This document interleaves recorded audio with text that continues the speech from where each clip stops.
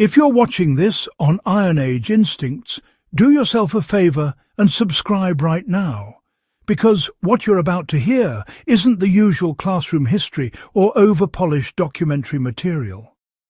This is the kind of ground-level soldier reality history that gets buried under medals, speeches and sanitized textbooks. Today, we're going straight into the quiet corners of World War II. The things men carried, used, relied on, and never spoke about, either because they weren't issued, weren't official, or weren't exactly the sort of things armies wanted recorded. These 6 survival items weren't glamorous, but they kept thousands of men alive in forests, trenches, bombed-out cities, and frozen hillsides. And understanding them gives you a sharper sense of how real survival works, both then and now. Serious historians know that the smallest overlooked tools often carry the most telling stories, so let's get into it properly.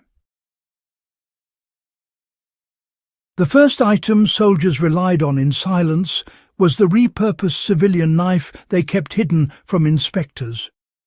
Official issue blades varied by nation, but most were too bulky, too shiny, or too impractical for the brutal improvisation needed in day-to-day survival.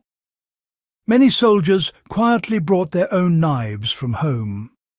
Small butcher knives, short farming blades, fishing knives, and even homemade steel pieces hammered out in barns. These blades handled the tasks military knives failed at, such as cutting wire in tight positions, prying open ration tins when bayonets snapped, and skinning small game when supplies thinned. If you want to apply this today, focus on carrying a knife that fits your hand, matches your actual tasks, and sharpens easily. In a survival setting, that reliability beats tactical aesthetics every time.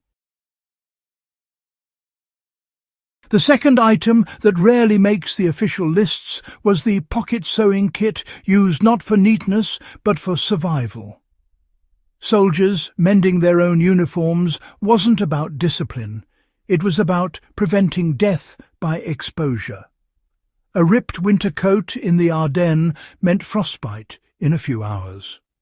A torn trouser leg in the Pacific meant insects and infection. Men used these tiny kits to reinforce seams, patch holes with scavenged cloth, strengthen boot stitching, and reattach buttons that held gear in place. For modern survivalists, the lesson is simple. Gear failure kills. A small, durable sewing kit, heavy needle, strong thread, and a few spare buttons keeps clothing, tents, and packs functional. A well-patched coat is worth more than an expensive jacket that fails on the first tier. The third unspoken item was a homemade fire-starting setup that soldiers assembled from whatever they could scrounge. Matches failed constantly, especially in wet European winters and humid island climates. Soldiers improvised fire kits using spent shell casings filled with cotton soaked in gasoline, char cloth tucked into cigarette tins, and flint fragments kept in pockets. A steady flame meant dry boots, warmed rations, reduced sickness, and morale that didn't collapse. If you want to use this knowledge today, build redundancy into your fire kit. A striker, dry tinder sealed from moisture, and a backup ignition source. Fire is always more important than you think until you desperately need it. The fourth item soldiers carried secretly was strong alcohol, used as a universal field tool. Armies issued alcohol in some places, banned it in others, but, well, soldiers found it regardless. What's really important is how they used it beyond drinking. Alcohol cleaned wounds when medical supplies ran out.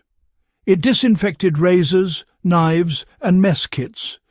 It thinned out gum residue in weapons. It served as fire-starting fuel, trade currency, and a tension breaker that kept units functional under psychological collapse.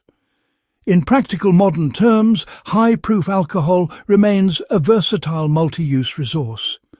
A small bottle in a survival pack works as sterilizer, fuel, cleaner, and barter item if things truly fall apart. The fifth item was the improvised food extender that stretched rations far beyond their intended lifespan. Soldiers weren't eating 3 meals a day. Some went 48 hours on a single tin of meat. To survive, they mixed crumbs from hardtack with water to form makeshift dumplings, thickened thin soup with ground-up roots, and traded tiny bits of chocolate to locals for potatoes or onions. They learned to extract calories from anything edible and combine scraps to slow starvation. Modern survivalists can apply this by practicing ration stretching and calorie-dense cooking, turning one meal into 2, learning simple, wild edible additions, and maintaining discipline rather than consuming everything early. Food management is a survival skill rarely taught, but always needed. The sixth item that veterans rarely mentioned was a personal morale object that anchored the mind when the world collapsed around them. This wasn't sentimentality, it was mental survival. Soldiers carried tiny wooden carvings, a coin from home, a torn corner of a photograph, or a single letter sealed in oilcloth. That one object provided grounding in moments when fear or exhaustion could crack a man open. It gave direction, helped maintain discipline, and kept panic at bay during long nights or chaotic engagements.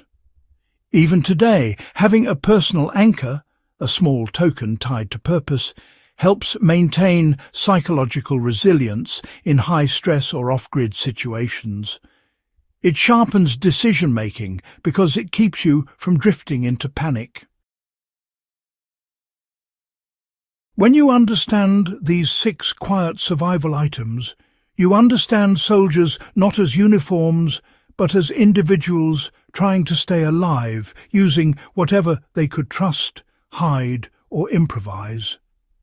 These stories aren't dramatic, but they're real, and they carry lessons you can apply right now. Choose practical tools over flashy ones. Repair your gear before it fails. Build redundancy into fire-making. Keep multi-use resources on hand. Stretch your food strategically and maintain something that keeps your mind steady.